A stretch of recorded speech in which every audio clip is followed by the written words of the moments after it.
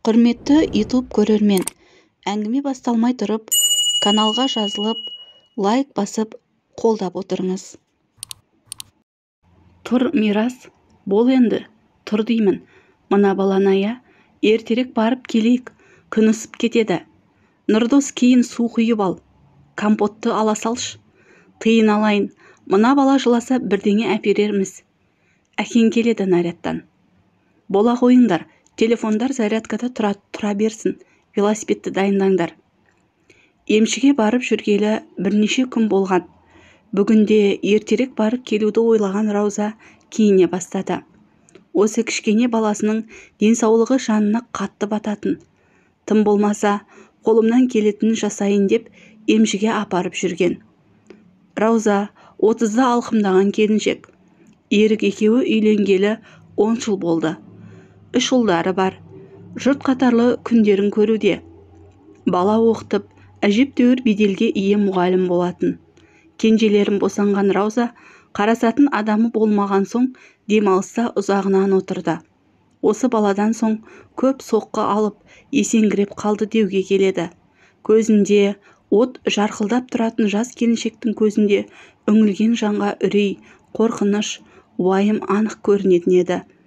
Баланың диагнозымен қатар өзінде де сол ауру белгілері байқалатындай жаны жүрегі сырқырайтын. Осы 4 жылда жұмыста басқасы да арман емес еді. Баяғы балғын жалындаған армандары алыстап, тек бүгін жақсы болса екен деген үмітті тілеуін біреу ұқса, біреу сыртынан пыш-пыштайтын. Түнде көзі бұлауланып жылап алса, күндіз көрсетпеймін деп күліп жүретін. Жұрт оны қашан көрсе мәз болады да жүреді деп те айтатын. Мән бермеуге тырысатын. Батыр болып көрінгісі келетін Рауза шынымен де жылуды, сөйлесетін адам іздейтін. Жылап қалатынды шығарған. Ызаланып, неге мен дегенді де жиі ойланатын. Әр жыл сайын Астанаға жол тартқанда барғанша ем болсын, өзгеріс болады деп үміттеніп, белсеніп шығады. Жолға шығарып салған ерікке қарап, іші алай-дүлей болып, поезд біраз жүріп кеткенше көзінен жасы сорғалап егілетін. Бетін көлегейлеп, тұншығып, баласына бір қарап, жүйткіген жолға бір қарап жетіп қалатын. Барған соң дәрігерлердің әрбір айтқан сөздерін ауыр болса да қабылдап, іштегі өксікті үмітке айналдыратын. Үйдегі балаларын сағынып, отбасына қайтқысы келіп, неше жастыққа мұң шаққаны бар, ем домын қабылдап қайта зуылдап туған үйім қайдасың деп ұшатын. Шіркін, бұл сезім ерекше. Осылай жүргенде 4 жыл зымырап өтіп кетіпті. Мирас барғысы келмей қиқаңдағанына қарамай, Рауза бәрін ертіп емшіге, қалаға қарай бет алды. Бүгін күн күндегідей әдемі шуағын шашып тұр. Сағат енді 8-ден асса да күн ыстық болатындығы сезіліп тұр. Емші тұратын мекен-жайға жеткен соң жоғары көтеріліп, кезектерін күтіп отырды. Балаларды алып келудегі бір себеп кенжесі өзі отырмайтын, барғысы келмейтін. Сол себепті барлығың барасыңдар, барлығыңа дем салады деп алып жүретін. Енді алда бір адам қалды. Кіреміз, шыдаңдар, қазір шуламаңдар деп аузын ашқаны сол еді, гүрс еткен дауыс естілді. Мән бермегендей тұра берді де, іште отырған молда сыртқа шығыңдар деп айқай салды. Бәрі дүрліге сатырлай сыртқа атылды. Рауза баласын көтеріп, біреуін жетектеп түсіп келе жатыр. Ойы, осы көп қабатта үйде газ баллондары жарылдау, сыртқа ертерек шығайық деп алға адымдады. Есік алдына шыққанда бүкіл көп қабатты үйдің тұрғындары, көршілес үйдің тұрғындары бәрі сыртта құбыла жаққа, әскери қалашық жаққа бет бұрып тұр екен. Түтін сол жақтан шығып жатыр. Әлі де мәселенің мәнін ұқпаған Рауза қарап біраз тұрып қалды. У-шу, ары-бері сабылған адамдар. Сол кезде қашыңдар, жарылды, жүгіріңдер деген дауысты құлағы шалды. Бірден есін жиып қашуға бекінді. Бұрын соңды әскери қойма жарылған дегенді естуші еді, көзімен көрмеген соң онша сезінбеген екен. Мына көз алдындағы қоюланған аспанды бояған қоңыр түтінмен қатар құлақтың жарғағын жарған тарсылдаған дауыстан есі кетті. Далбасалап ұлдарына қашамыз, жүгіріңдер деп ентелей берді. Кіші ұлын қол арбаға мінгізіп алып сүйрей жөнелді. Бұл қалада қызмет етіп өсіп-өніп жатқанымен туысы да арқа сүйері де жоқ еді. Қыр-сырын да білмейтін, әйтеуір жан құтқару әдісімен ел көшіп, шұбырып жатқан жаққа қарай бет алды. Құдай-ау, құтты соғыс туралы киноларда көретін мина бомбалардың жарылған даусы ғой мынау. Жолай дауыс тарс етіп шыққанда, шарасыздығы ызаландырып, кездескен көлікке қолын созып, ала кетіңізші, алып кетіңізші, қайда қашып жатырсыздар деп жалына бастады. Ауыр оқиғаға негізделген, өзі көретін кинолардағы кейіпкерлер өмірін өз басынан өткеремін деп үш ұйықтаса түсіне кірмепті. Осындай кезде туыс, таныс, ер-әйел деп бөлінбей кетеді екен. Адамды адам басып итеріп, балаға қарамай таптап қашуда. Балаларын жанына жинай алға қарай адымдай берді. Бұл қалада туып өспегендіктен ой шұқырын онша білмейтін, тіпті көшелерінің атауларын ажырата алмайтын. Тек дүкеннің, таныс дүниелердің атаулары арқылы мекен жайды ажырататын Раузаға қалай қашатыны беймәлім болса да, жанын арашалау үшін тек алға ұмтыла түсті. Артына көз салуға жүрегі дауламады. Назарын салса, артқы жақта өрт, түтін, мылтықсыз майдан қайнап жатыр. Құтты бір кино әлеміне еніп кеткендей. Снарядтың даусы гүрсілдеп қақ айырылып езілген жер ана.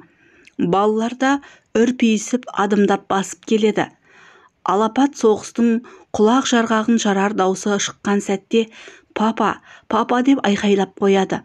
Оны естіген Рауза не деп жұбатарын білмей, күндегі айтып жүрген кәлима шағадаттарымызды айтамыз деп үміттендірген болды.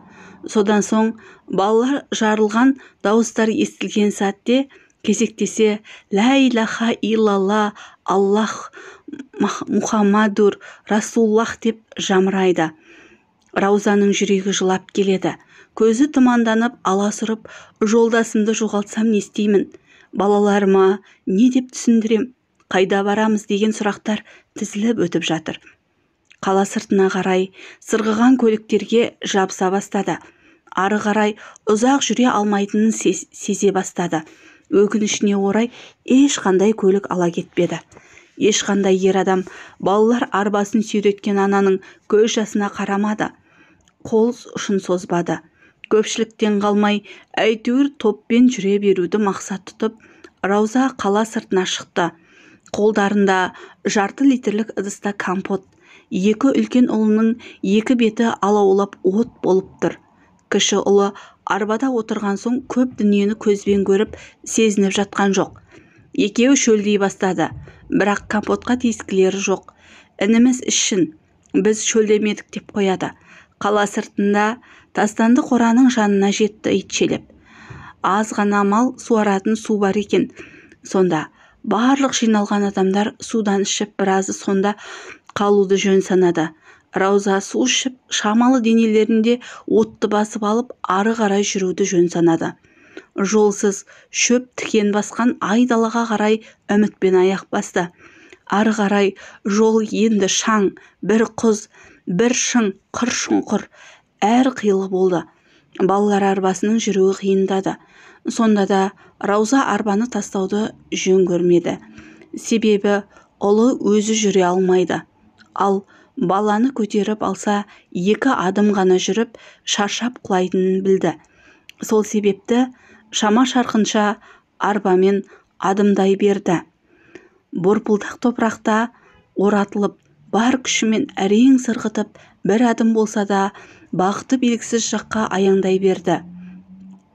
Адамдардан жол жөнекей қайда барасыздар, әскерилерді не хабар, бізді ала кетіңіздер дегенді қайталаумен болды. Ешкімнен тұшымды жауап ала алмады. Содан неше көліктер кетіп жатыр. Рауза жолдасын қатты уайымдай бастады.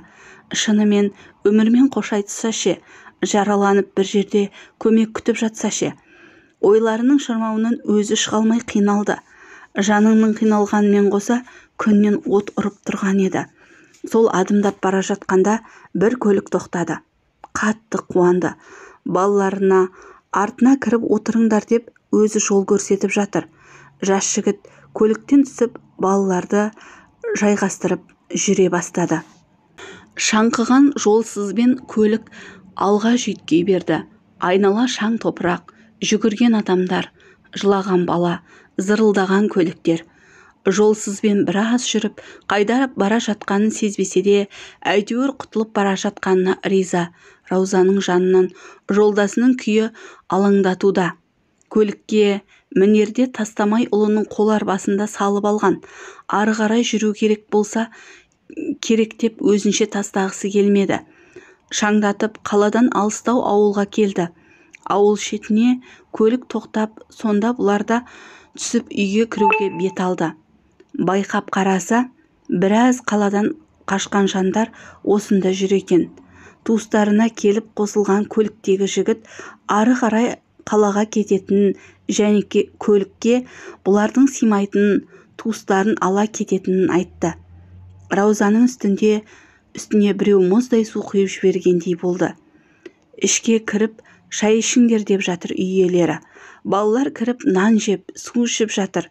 Топшылап қараса, Рауза сол жүргеннен 2 сағаттай арба сүйретіп, қаланың сыртын айналып жүрген екен. Енді үңіліп қарап жатыр. Ұлдары шөлдемедік мама, суды Рауанға бере бер дегендерімен қап-қара боп күйіп, шөл әбден қысқан екен. Рауза есік алдында тапшанда отырып ойлана бастады. Қазір мына кісілер көлікпен қалаға кетеді. Мен не істеймін? Қайда барамын? Ер кісілер сыртта тұрып қалаға су қояды екен. Жақын маңдағы су тоғанын ашады екен деп жатыр. Одан сайын зәресі зәр түбіне кеткен Рауза нөмірлерді есіне түсіре бастады. Есіне бірден түскені анасының қалта телефонының нөмірі. Оны да ер кісіге жалынып жүріп хабарласты. Анасы енді қалаға келіп, ауылға қайтуға автобусқа мінер тұста арыз жарылды дегенді естіп, состиып тұрған сәт екен. Раузаға хабарласа алмай, күйеу баласы да телефондары сөндірулі. Сол сәтте таныс емес қоңыраудан қызының даусын естіп қуанып кетті. Рауза дереу анасына естілгенше айтып үлгеріп жатыр. Ауылдың атауын көлік жоқ екенін қайын атасына хабарласуын сұрап өтінді. Бар ойы сол кісілер алып кетеді деген арман. Жолдасы туралы хабар бар жоғын сұрап үлгерді. Олар да ала алмай отырғанын айтты. Дауыс бір естілсе, бір өшеді. Солай телефон иесі де мен де туыстарыма хабарлассам болады ма деп алып қойды. Өздері хабарласса беремін, бірлігін таусарсың деп ескертті. Анасына тағы бір қоңырау шалғанда аталарың олар өздері ары қарай қашуда, саған нағашыңды жіберемін деді. Біраз уақыттан соң қалаға су қояды. Қырға шығамыз деген сыбыс шығып, сол үйде жиналған жалпы осы ауылдағы адамдар қыр басына шығамыз деп жинала бастады. Рауза бірден шешім қабылдады. Біз қырға шықпаймыз, қалтамызда көк тиын жоқ, не нанымыз жоқ, балаларға не берем, неше күн өмір сүреміз, одан да қалаға жылжимын. Қалаға кетемін деп, балаларын сүйрелеп сыртқа шығып қалаға баратын жолды сұрай бастады. Сыртқа шыққаны сол еді, бір көлік қалаға кетіп барады екен. Көлік алдында ер адам, артында бір егде әйел және жас келіншек отыр екен. Рауза дереу есікке жармасып, бізді ала кетіңіздер, ақы керек болса кейін жеткен соң беремін деп күштеп мінуге тырысты. Көлікті жүргізуші мініңіз енді деп тұр. Дағы, ал артта отырған егде жастағы кемпір адам симайсыңдар ғой, қай жағына мінесіңдер деп отыр. Оған қарайтын Раузама екі ұлын қолдарынан сүйреп, алдыңғы орындықтағы ер адамның алдына отырғызып, өзі кіші ұлын алып артына жайғасты. Ұлдарына міне сала жолға қарап отырыңдар. Әскери адам болса, мүмкін әкеңді көріп қалармыз деп ескерте бергені сол еді. Ауыл сыртында көлік жүйткей бастады. Көшеде толған абдыраған адамдар, шулаған жұрт. Үлкен көшеге шығып, көлік енді ашуына мініп ышқына бергенде, жол шетінде әскери адамдарға қарап үлкен ұлы Мирас әке деп айқайлап жіберді. Басында аңғармай қалған Рауза алақтап, жан-жағын шолып, тоқтаңыз, біздің әкеміз деп жан ұшыра айқайлады. Балалар атып шықты. Раузада бағаналы бері арпалысқан ойларының, көрген сұмдықтарының түс екеніне бір сәт сеніп, көзінен жас парлап кетті. Өз сезімін өзі жеңе алар емес. Бет әлпеті дым сездірмегенмен жүрегі жасқа булығып, өкіріп жылауда. Жолдасы да көзі жәутеңдеп, таптым дегендей, жоғын тапқан жоқшыдай қуана қауышты. Отбасы деген құндылықты осы бір сәт ер мен әйел анығынан сезінген сықылды. Дереу әкелерінің көлігіне отырды. Жанында әскери ер адам жүр екен. Ол да өз отбасын іздеп жүр. Үйінде жоқ, таппай іздегенін айтты. Ала сапраннан шығып, қалаға балаларын апарып тастауға бекінген әкелері көлікті май құю бекетіне жүргізді. Рауза май құюға бар тиынын берейін деп сөмкесін ашса, үйден шығарда кіші балам көшеде жылап көнбесе сусын не кәмпит әперемін деп салып алған 300 теңгесін берді. Адам ығы-жығы, ешкім ешкімге жат емес, бәрі туыс секілді. Май құюға көмектесті. Көлікке май құйып алғаннан соң қалаға қарай заулады. Бұл оқиғаның бәрі Раузаның шаршап жатқандағы көретін түсі іспетті. Атып тұрса, бәрі бітетіндей. Не өң екеніне көзі жетіп отырғандай меңіреу күйде. Не қорқып, не зарлап жылап, не құтылғанына қуанбайды да. Әйтеуір отыр, көліктер сабылып жатыр. Құдды кинодағы соғыстай ызғып жатқан жұрт. Олардың күйзелісін, жылағанын сезетін халде емес Рауза. Бір қиыны, қалаға көліктерді кіргізбейді, тек шығуға болады. Жолдасы бұларды Бадам стансасына дейін апарып тастады. Арғы беттен нағашысы көлігімен келіп тұр екен. Ішінен анасы жыламсырап атып шығып, балаларға жармасты. Әлі де іштегі сезімді түсінбей жүрген Рауза көлікке ауысып отырды да ары қарай кете берді. Жолдасы отқа қарай қайта артқа отты қалаға аттанды. Әскери адам болған соң кері шегініп кете алмайды. Осылай нағашысының үйіне келіп тоқтады.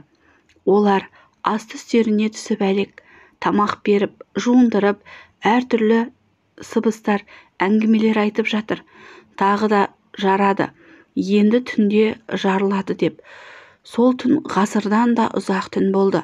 Балалары шошып шықты. Қаладағы жедел жәрдем сиренасынан, көшедегі көліктің дыбысынан бірнеше рет оянып, айқайлап шықты. Таң ата анасы Раузаны төркініне алып келді. Ауылға келсе де ойы, жаны жай таппады. Жолдасын ойлады. Тағы не болар екен, немен аяқталар екен деп уайымдады. Бір-екі күн өткенде ауылдан көмек береміз, жәрдемдесеміз деп біраз адамдар келіпті. Осында сол жарылған қаладан келген тұрғындар бар екен деп киімдер ас ала келіпті. Одан сайын Рауза ызалана бастады. Ештеңе керек емес, өзіміз аламыз. Бәрі жақсы деп алмауға тырысты. Бірақ балаларында ауыстыратын киім де қалмаған еді. Біраз уақыт осында болып, өз қалаларына аттанды. Мұнда келуге бел буғанда жолдасы әлі біраз уақыт қайын жұртында тұра тұруды кеңес етті. Себебі өз үйлерін қайта реттеп түзетіп жатыр екен. Жалпы жарылыстан соң қаланы ретке келтіріп жатқан. Келісіп біраз уақыт қайын елінде тұрды. Басынан кешкен қилы оқиғалар, әсіресе осы соңғысы Раузаға қатты соққы болып тиді. Есін жия алмай, тығылып, жылап, ызаланып, тістеніп жүрді. Қолдау, қорғау күтті. Әр жерде әркімнің қас-қабағына қараудан шаршай бастаған Рауза өз қаласына, өз үйіне кетуді ұйғарды. Не болса да сонда көрейік, тәуекел, ел тұрып жатыр ғой, бір мәнісі болар деп келіп алды. Рауза балаларын жанына алып күйбең тірлікке еніп кетті. Жойқын жарылыстан соң қала қалпына келе бастады. Гүрсілдеген дауыстар, тарсылдаған дыбыстардан елең етіп, қорқып шошитындары анық. Балалар да дауыстардан үйге қарай қаша жөнеледі. Аядай ғана 2 бөлмелі ұяшықта тұрып жатты. Бастысы бақытты, бірге, біразға дейін от шашудан да қорқып, Раузаның жүрегі үрейленіп жүрді. Уақыт зымырап өткеннің ұмытылып қалатыны даусыз. Өмір жалғасуда, үміт оты өшпейді. Рауза балалары мен жұбайының ортасында өздері құрған шаңырақта бақытты ғұмыр кешуде. Бәрі де өткінші ғой. Қорқыныштың бәрі көрген түстей өтті кетті. Бірақ Рауза кейде ой елегіне өткізе қалса, іштей күрсініп, бұл бір жойқын жарылыс қана емес, адамдарды танытар төңкерісте болды деп ойлайды. Бірақ осы жасынның отындай жарқылдаған жарылыс Раузаның жүрегінде қалды. Есіне түссе, әлі күнге дейін денесі үрейленіп, тітіркенеді. Өмір-ай десеңші. Әңгіме ұнаса, пікір қалдыруды ұмытпаңыз.